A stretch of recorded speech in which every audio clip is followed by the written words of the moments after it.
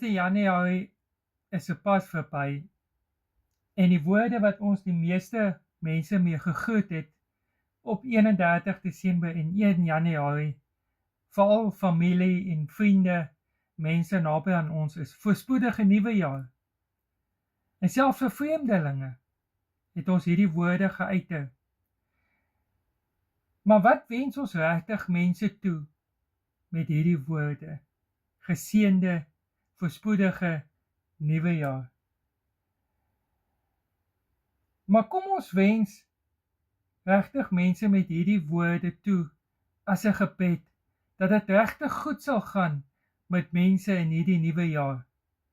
Mense regtig geseënd sal wees en God sal ervaar in 2025. Paulus sluit sy brief aan die Galasiërs af met die volgende woorde in Galasiërs 6 vers 8. Die genade van ons Here Jesus Christus sy met julle gees. Amen. Hy beklemtoon hierdie woorde met amen, wat beteken laat dit so wees.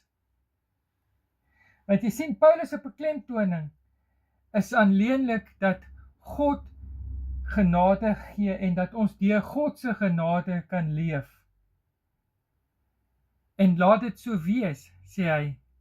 Laat dit met ons gees wees, God se genade. Want jy sien, wat ook al ons doen, vermeerder of verminder nie God se genade nie. Ons kan nie deur goeie leefstyl, deur werke, deur hier allerhande dinge God se arm probeer draai, dat sy genade verminder of vermeerder nie. Sy genade is dit wat hy aan ons gee.